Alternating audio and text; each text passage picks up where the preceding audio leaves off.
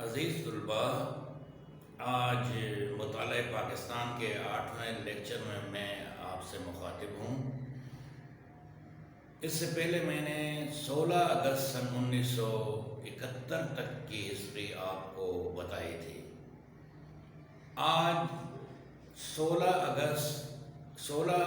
دسمبر سن 1971 کو ہمارے ملک کے ٹوٹ جانے کے بعد اس وقت کے مارشل لا ایڈمنسٹریٹر اور صدر پاکستان جناب یحییٰ خان نے اپنے عہدے سے استعفیٰ دے دیا تھا۔ اب 17 دسمبر کو اس وقت کی سب سے بڑی سیاسی پارٹی پاکستان پیپلز پارٹی کے چیئرمین کو سویلین مارشل لا ایڈمنسٹریٹر اور صدر پاکستان کا عہدہ سونپا گیا۔ انہوں نے اس بات کا حلف اٹھا لیا۔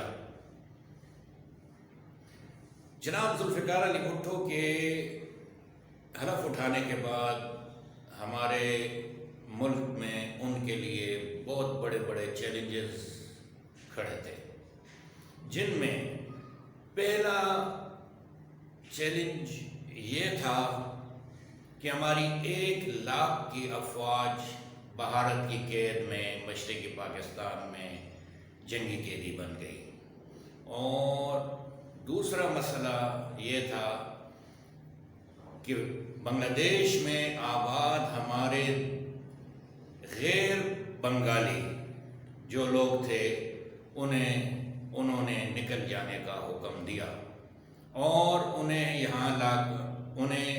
یہاں پر لا کر آباد کرنے کا یہ دوسرا اہم مسئلہ ان کے سامنے تھا۔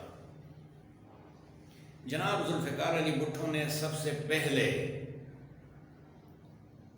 تاشقند، روس کے شہر تاشقند میں بھارت کے وزیر اعظم جناب مسز اندرا گاندھی سے ایک معاہدہ کیا، جس کے تحت ہماری 1 لاکھ فوج کی واپسی اور جو شہری تھے، عام دوسرے لوگ تھے، ان کی واپسی باعزت طور پر کرنی، اور اس کے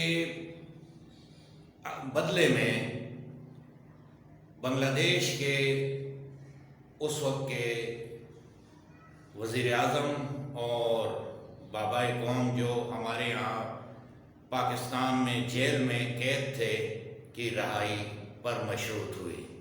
اس طرح شیخ مجیب الرحمن کو رہا کر دیا گیا اور اس کے مقابلے میں ہماری جو 1 لاکھ کی فوج تھی اس کی واپسی شروع ہو گئی۔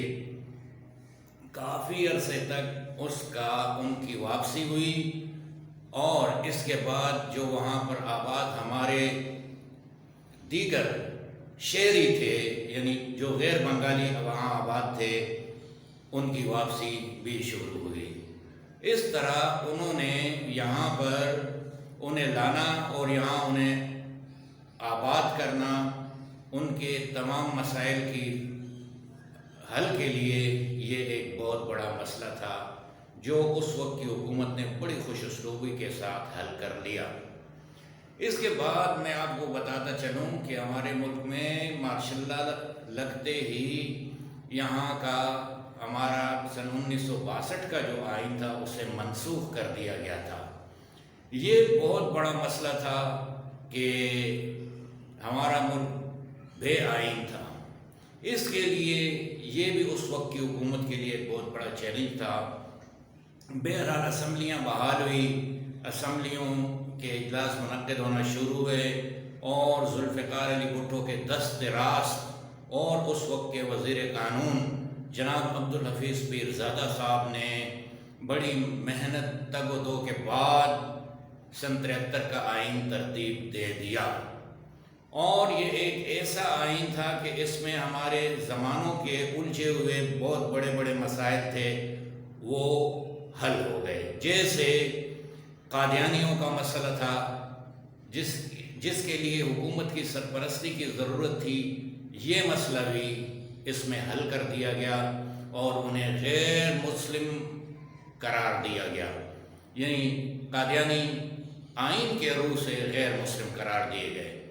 اب اس کے بعد دوسرا مسئلہ اس میں یہ حل کیا گیا کہ اس کے تحت ہمارے ملک میں پارلیمانی نظام حکومت لائی گئی، اور اسی پارلیمانی طرز حکومت کے تحت جناب ذوالفقار علی بھٹو نے وزیر اعظم اور صوبوں میں تمام اختیارات وزرائے اعلیٰ کو سونپے گئے۔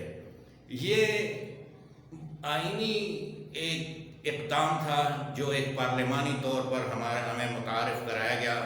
اس سے پہلے صدارتی نظام ہمارے ملک میں نافذ تھا، لیکن یہ نظام اب پارلیمانی نظام میں تبدیل ہو گیا، اور اس آئین کے تحت اس میں یعنی اسے منسوخ کرنے وغیرہ کی جو اقدامات تھے ان کے لیے اس دروازے کو ہمیشہ کے لیے بند کر دیا گیا۔ اب ذوالفقار علی بھٹو کی حکومت نے ملک کو آئین بھی دے دیا، آئین کے تحت نیا نظام پارلیمانی طرز حکومت کا نظام بھی متعارف کرا دیا، ہمارے جنگی قیدی بھی واپس آ گئے، دیگر جو شہری وہاں قید میں پھنس چکے تھے انہیں آزاد کر کے یہاں لا کے آباد کر دیا گیا۔ ان کی آبادی کا مسئلہ حل ہونے کے بعد ذوالفقار علی بھٹو کے لیے ایک یہ مسئلہ بھی درپیش ہو گیا کہ بیرونی ممالک سے ہم اپنے تعلقات کیسے استوار کریں۔ اس کے لیے انہوں نے تمام اسلامی ملکوں کے سربراہوں کا اجلاس پاکستان میں منعقد کیا، جسے پہلی اسلامی سربراہ کانفرنس کہا جاتا ہے۔ یہ کانفرنس پاکستان میں منعقد ہوئی، اور اس میں تمام مسلم ممالک کے سربراہان نے بخوشی شرکت کی، اور اس میں متفقہ طور پر انہوں نے اپنا ایک پلیٹ فارم بنانے کی قرارداد منظور کی۔